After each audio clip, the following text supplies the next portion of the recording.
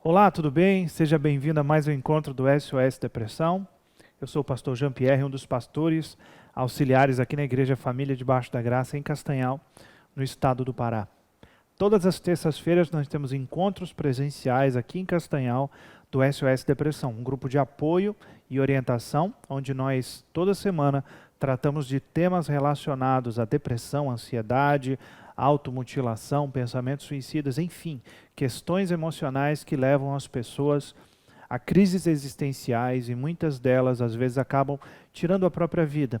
E nós, com o grupo de apoio, procuramos sempre estender a nossa mão, crendo que o nosso Criador, Ele nos entende, nos compreende e Ele tem as ferramentas certas na Sua palavra para nos ajudar. Nós sempre aliamos psicologia com a palavra de Deus, entendendo que o conhecimento que Deus deu aos homens, aos psicólogos, psiquiatras, aos terapeutas, é uma bênção para a humanidade.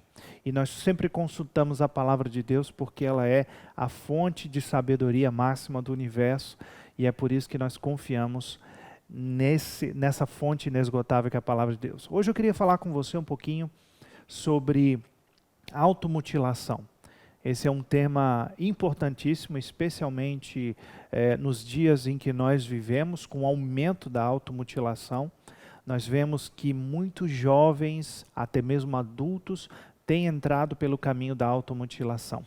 Têm sofrido um desgaste emocional muito grande, têm causado sofrimento às suas famílias, porque não sabem como lidar com as questões emocionais que estão vivendo, né? Geralmente quando nós falamos de automutilação, geralmente nós tentamos perguntar para as pessoas que se automutilam, que se machucam, que se cortam, que se ferem, o que se passa dentro delas? E a resposta mais comum é uma dor emocional intensa e insuportável, quase insuportável, angustiante, ao ponto de eles não saberem descrever o que está acontecendo dentro do seu coração para levá-los a tomar uma atitude como essa. E os gatilhos mais comuns, né, são as questões emocionais, como ansiedade, como baixa autoestima, como falta de amor próprio, separações, em diversas situações, diversas crises emocionais que levam pessoas a se automutilarem. Uma boa definição para você que talvez tenha ouvido falar pouco na automutilação, uma boa definição dada pelo Centro de Valorização da Vida, o CVV, que é aquele centro que atende 24 horas por dia, 7 dias por semana, pessoas que se encontram em depressão, pensando em suicídio. Eles atendem as ligações, ouvem as pessoas e dão todo o apoio emocional, onde a pessoa pode colocar para fora, pode desabafar, falar. Um trabalho gigantesco, um trabalho fantástico que é feito pelo Centro de Valorização da Vida.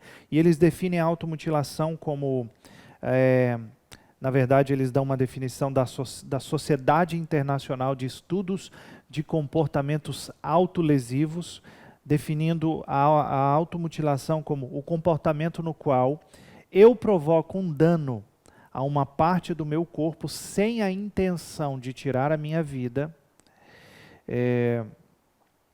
e essa lesão, e esse é um propósito não validado socialmente, na verdade. Eu provoco um dano no meu corpo sem a intenção de tirar minha vida com essa lesão, e esse é um propósito não validado socialmente. Esse é um conceito que internacionalmente se usa para comportamento autolesivo, que aqui no Brasil é chamado de automutilação. Então, a automutilação basicamente é toda vez que eu firo o meu corpo, toda vez que eu lesiono o meu corpo sem a intenção de suicídio. A pessoa ela tenta ferir o seu corpo, mas a intenção dela não é o do suicídio. Não é uma tentativa de suicídio, apesar de que muitos se lesionam de tal maneira que acabam, né, sendo levados ao suicídio, acabam tirando a sua própria vida. Agora, qual é a prevalência da automutilação?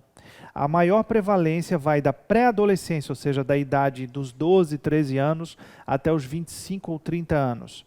É uma estatística mundial que se repete. No Brasil, ainda não há dados consistentes sobre a quantidade de jovens e adultos né, ou de jovens adultos que acabam se lesionando, né? Em relação a gênero, os estudos internacionais dizem que há uma leve prevalência entre mulheres, mas em alguns países essa estatística é igual entre homens e mulheres. No Brasil, por evidências clínicas, há uma prevalência maior em garotas. Falando por experiência de quase 3 anos trabalhando com o SOS, os casos que nós mais vemos, especialmente relatados por professoras, por diretoras, por pais, são de meninas. Nós ouvimos alguns casos de meninos, mas a prevalência realmente dá a impressão de que a maioria dos casos é com meninas. As motivações principais, um estudo feito no Canadá mostrou os relatos de pessoas que se automutilaram, que tinham uma prática constante de automutilação, mostram que as principais motivações, primeiro, um sentimento de dor emocional forte, de angústia avassaladora e uma dor no peito, uma dor na alma. Segundo, uma angústia muito grande com a qual a pessoa não sabe lidar. É tão apertado, tão difícil lidar com aquilo que está dentro das suas emoções, dentro do seu coração, que a pessoa busca um alívio na automutilação. E uma busca de alívio para essa dor emocional é o terceiro relato. Autopunição com possível raiz de baixa autoestima. Então a pessoa se automutila por causa de uma punição de algo que ela acha que ela cometeu, de uma culpa que ela tem, algo que ela pensa que ela foi a causa daquilo ali acontecer. E uma tentativa de fuga do entorpecimento emocional, uma busca por sentir algo. Pessoas se ferem geralmente porque elas não estão mais sentindo as suas emoções, especialmente as emoções positivas. Não estão sentindo alegria, bem-estar, aquela sensação de estar vivo e completo e satisfeito. Então elas buscam tirar esse entorpecimento emocional através da criação de uma nova dor. Então ela cria uma nova dor para tentar sentir alguma coisa. Tentativa de preencher o vazio existencial. A pessoa sente um vazio tão grande na sua vida que ela tenta talvez se ferir para sentir algo, já que ela não está sentindo mais sentido na vida. E uma tentativa de controle de alguma área da sua vida. A pessoa, por descontrole, por ela não conseguir alterar as circunstâncias que ela está vivendo, ela acaba se automutilando.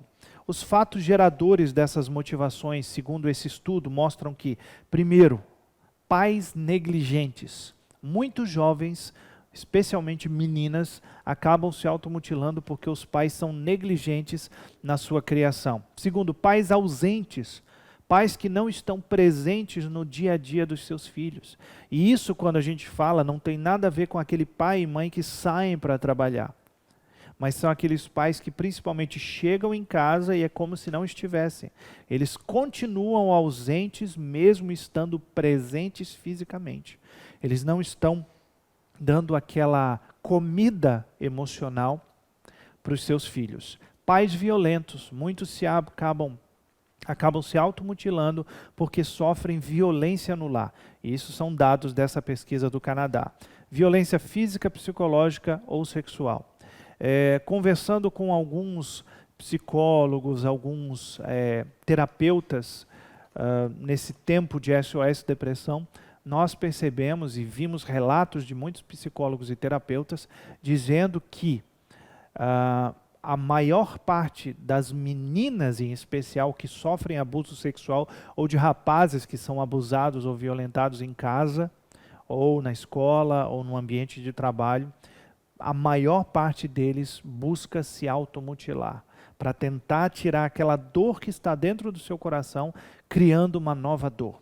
E também bullying presencial ou nos dias em que nós vivemos com a internet nos possibilitando a conexão o tempo todo, o cyberbullying, né? Que é o famoso valentão da internet. É aquela perseguição que é feita nas redes sociais, nos grupos, especialmente nas redes sociais. O cyberbullying gera esse tipo de busca por automutilação como um remédio para o que a pessoa está sofrendo.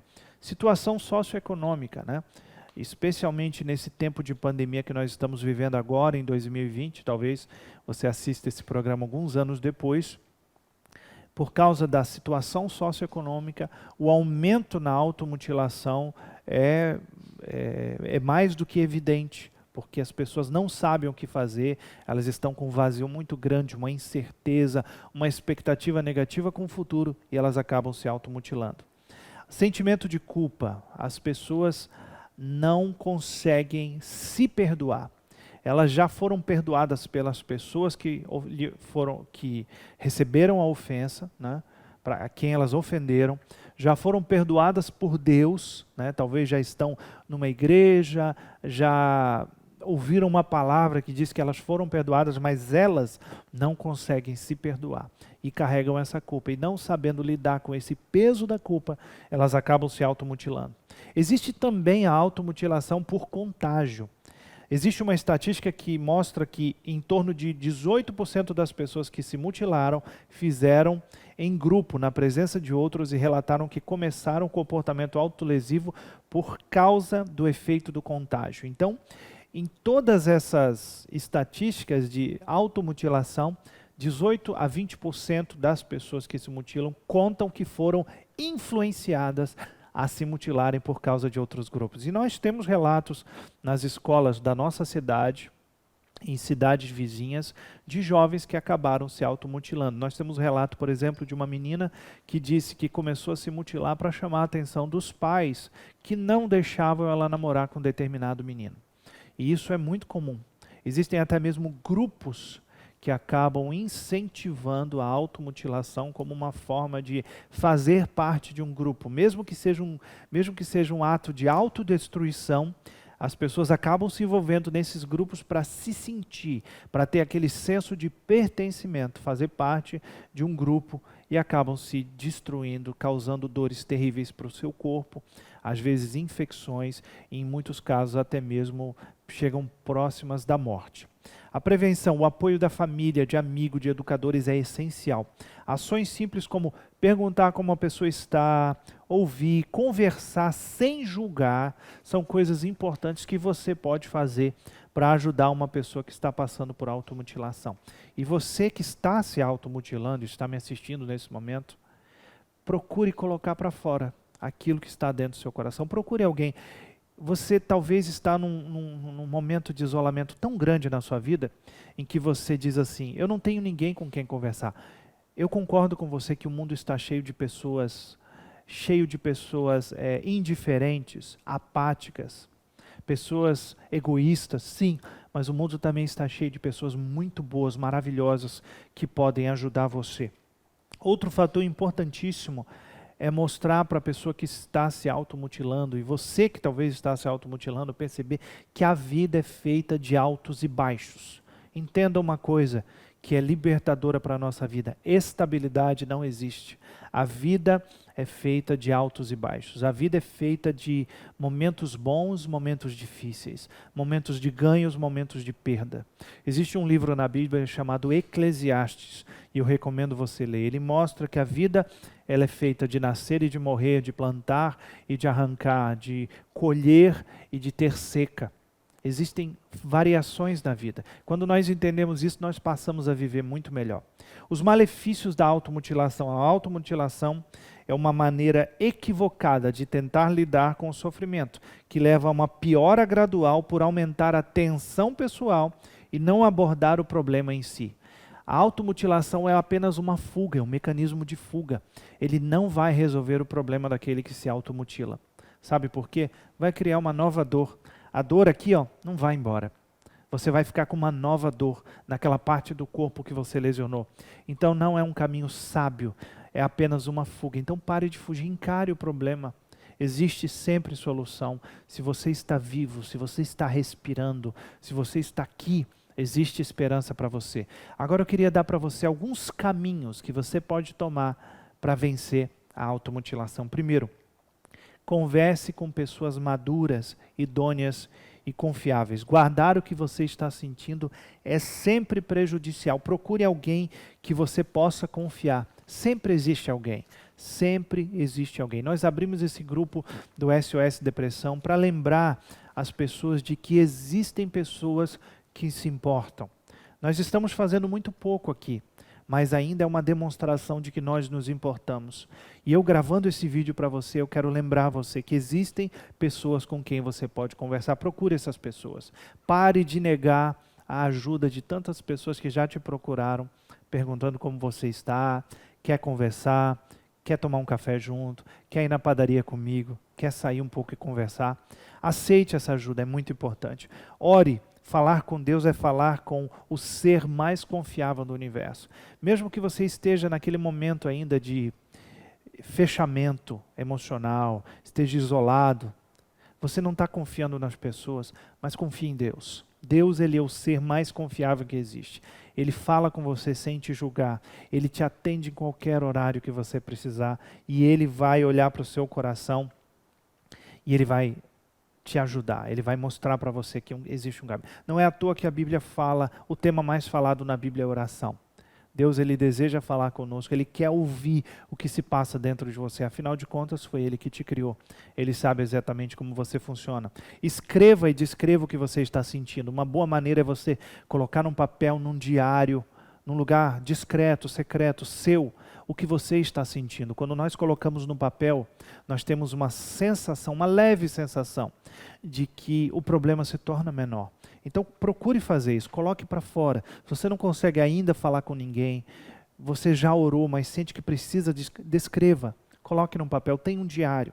Outra coisa, comece a se enxergar não pela opinião alheia, mas pela de Deus. Você é casa de Deus.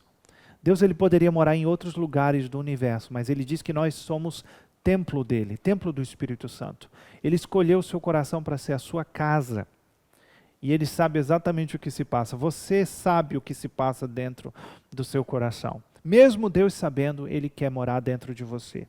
Pare de ouvir as mentiras do seu coração. Nem tudo que você ouve dentro da sua mente é verdade. Você precisa filtrar aquilo que se passa dentro da sua mente. Uma boa maneira, se o copo da sua mente está sujo, cheio de pensamentos ruins, abra a torneira de água limpa da palavra de Deus. Quando você estiver com pensamentos sobrecarregados a mente, abra o livro de Salmos, abra o livro de Provérbios, ouça uma mensagem da palavra de Deus, fale com alguém cheio de Deus e procure ouvir a palavra de Deus, porque a água vai batendo e vai jogando para fora tudo que não presta, toda a água suja vai embora.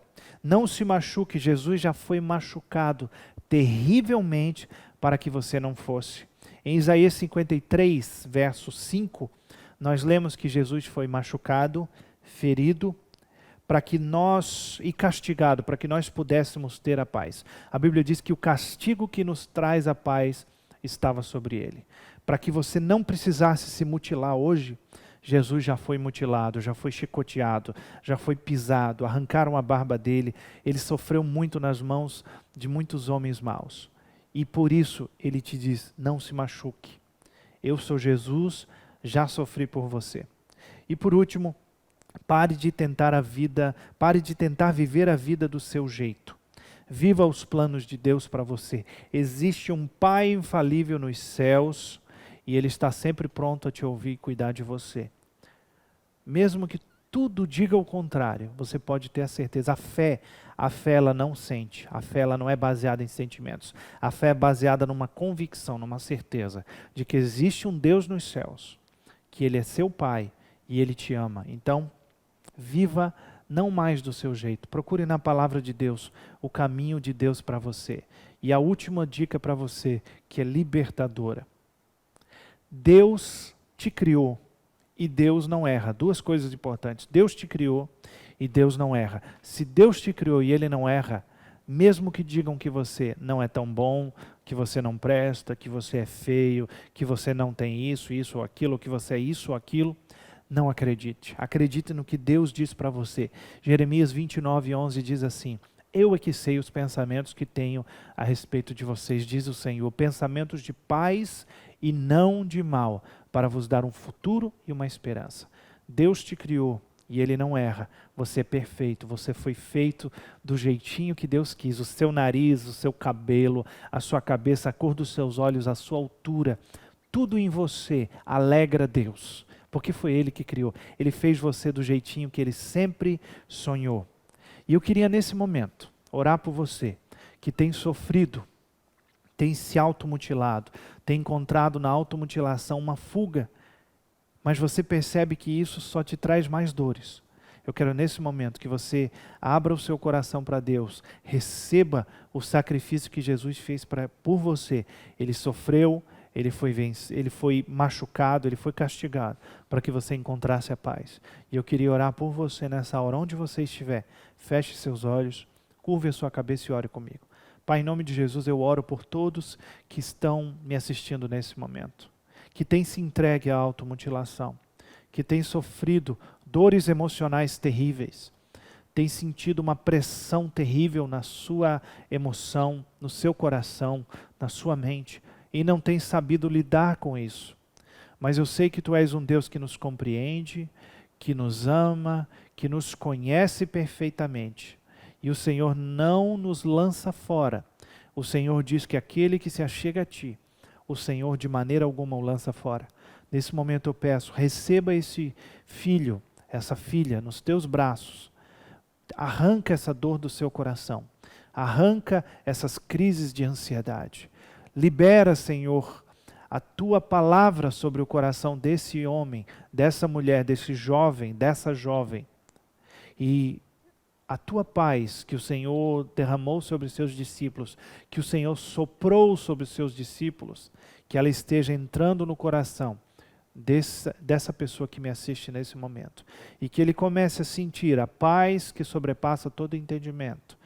E o seu coração seja blindado por essa paz. E ele prove o que é verdadeiramente ser amado e se sentir seguro nas mãos de um Deus que é mais do que um Deus, é um Paizinho celestial que nos ama e nos guarda. Eu oro tudo isso e te agradeço no nome do Teu Filho, que foi castigado, lesionado, ferido por nós na cruz do Calvário, no nome de Jesus. Amém. Que Deus te abençoe, obrigado por estar em mais um encontro do SOS Depressão e continue assistindo toda a nossa programação aqui no canal FDG Castanhal. Que Deus te abençoe e até o nosso próximo encontro.